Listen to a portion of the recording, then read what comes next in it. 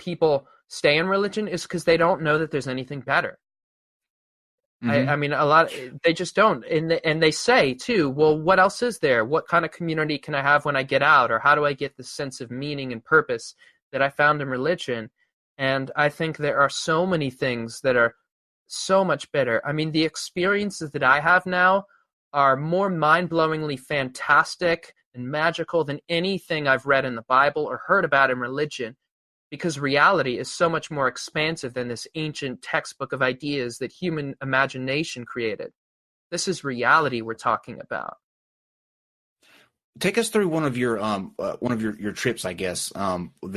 What's that experience like? Like, what do you see? What do you feel? What, take us through one, if you don't mind. I mean, if you do, I'm kind of putting you on the spot here, but I completely understand. But it'd be cool to kind of get the feeling of what you're experiencing when you're taking those.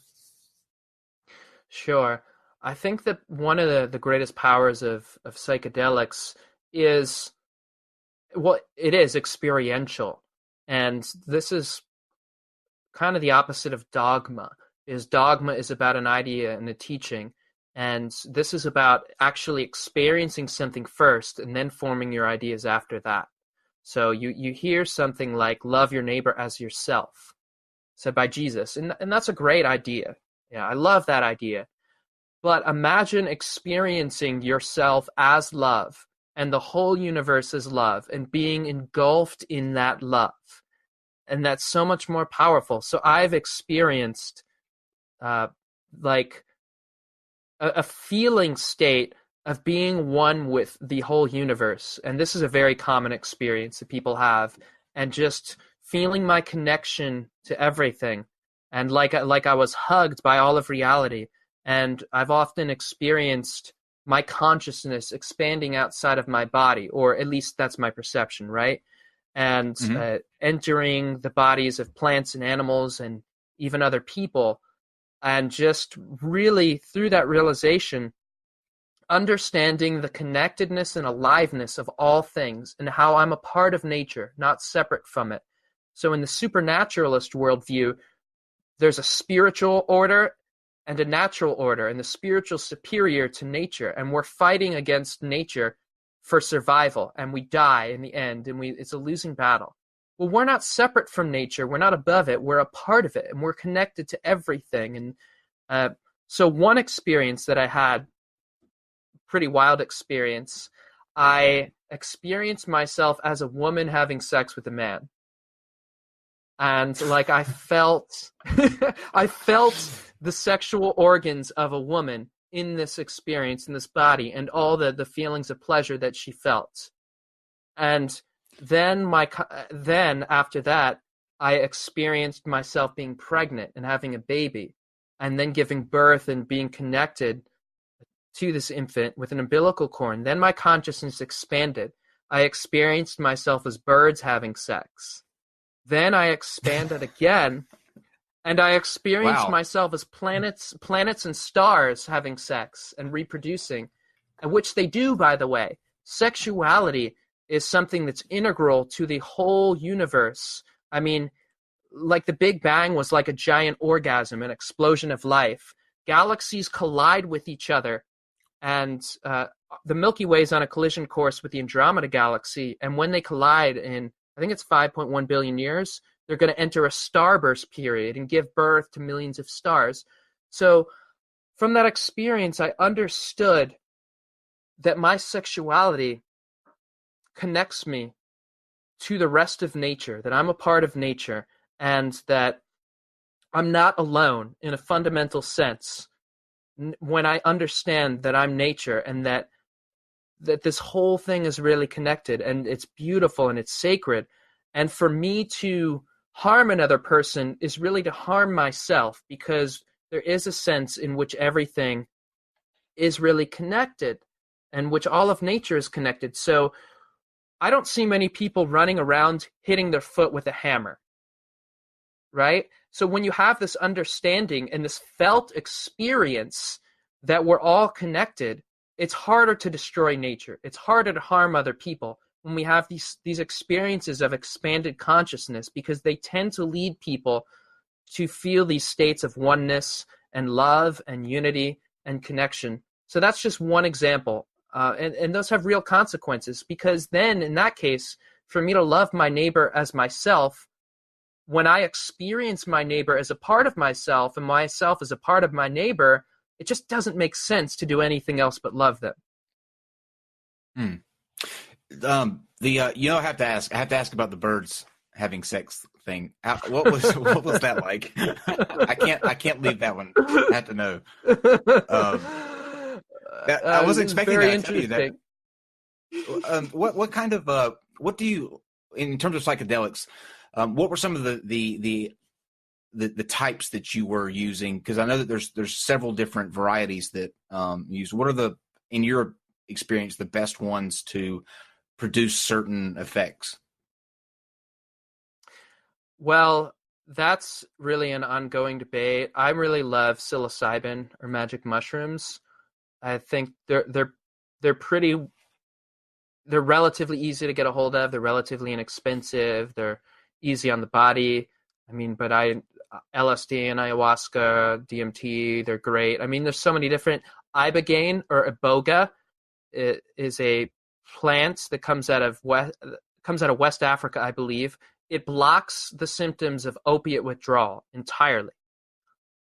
This is a medical fact, and it has about, some of my friends who are working with this medicine say they see about 70 to 80% sobriety of hardcore heroin and opiate addictions when they participate in long-term therapy with it, because people have visions and experiences. Often a common experience in this is seeing a slideshow of your life and seeing the decisions that led to the addiction.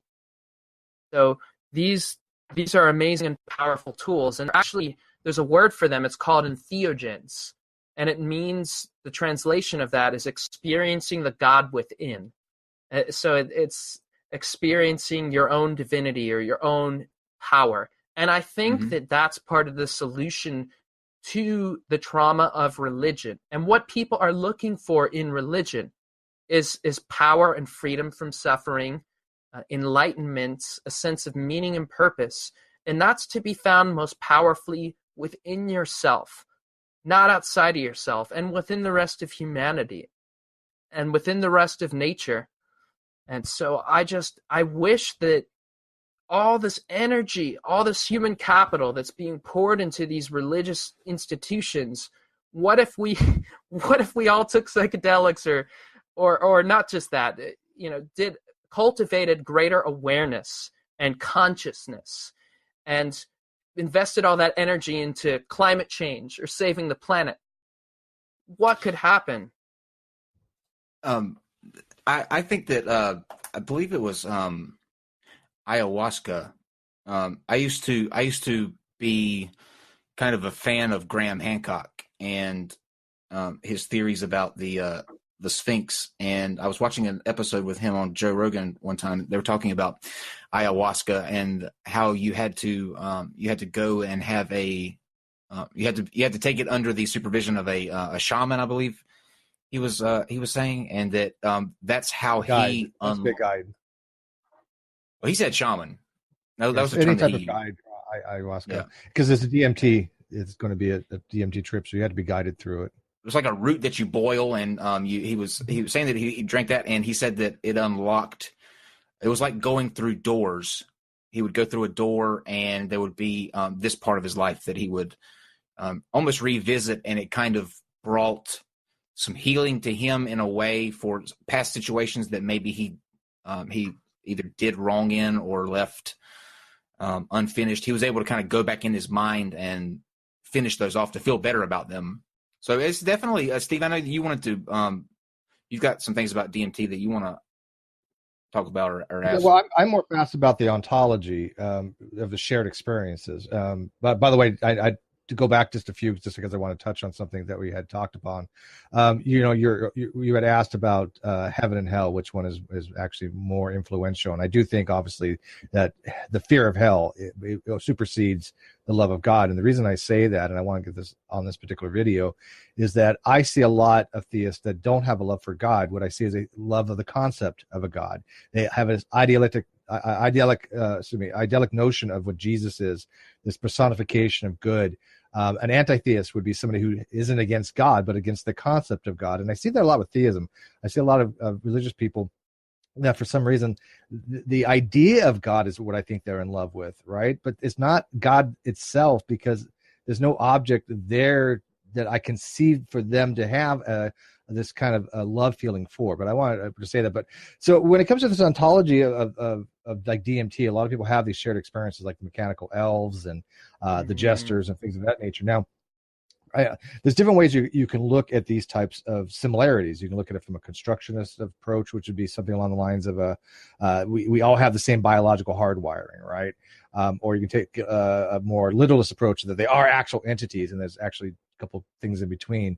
What do you think is the reason why people have a lot of the shared experiences when they take DMT or any kind of psychedelic? I mean, do you think that these are just kind of contextual things that people share because we have been exposed to these types of things? And by the way, I have never tried psychedelics. However, I've had lucid dreams galore. It's not quite exactly the same thing, but when you have a hypnagogic hallucination or an auditory hallucination, it's legit. It is very vivid, very real. You are outside your body, or you feel like you're outside your body. I don't believe there's an externalist component to this. But what he's saying as far as his experiences, these are experiences that people do have. They are very real to the individual. Whether they're externalized or internalized is up for discussion. But what do you think of the ontology of these shared experiences? See, this is fascinating because it gets into the topic of spirituality too. And I guess I want to address atheists here too. And I think maybe I fall into that camp, but probably a lot of atheists would disown me because of my views. But regardless, I really encourage a posture of openness here, because there's just so much here that we don't understand. And sometimes people can be really close-minded because a lot of these experiences don't easily fit within a narrow empiricist worldview. And then there's this a priori dismissal that I see, people saying, oh, it's all in the brain, there's nothing else going on. And I'm saying, well, you don't know, maybe, but like, let's continue to inquire. And if you're going to talk about these things, like, do so out of actual experience, because you really need to experience this stuff to have an opinion about it. Like, take 20 high dose sessions and then come back to me and see if your worldview is not completely different, which is usually the case for people. But that being said, I think that there's a real interaction that's going on with nature and the outside world that's not just in the brain. So there's like this mixture of the two in my experience, or where it is in the brain, and there is your environment really influences your experience. But I think the kind of experiences that people are having point to some kind of ability of the brain to be like a receiver, or a consciousness to interact with other consciousnesses, or there's some realities here that, at least in my stage, I think we're dealing with. I don't think that means that it's not scientific or anything. But so here's an example. People commonly, in fact, if they do psychedelics enough, almost always have these experiences. One, dialoguing with entities or aliens, other beings, having conversations, having experiences with these spirit things that they usually, a lot of them, they never saw. It wasn't like they were exposed to these things necessarily before.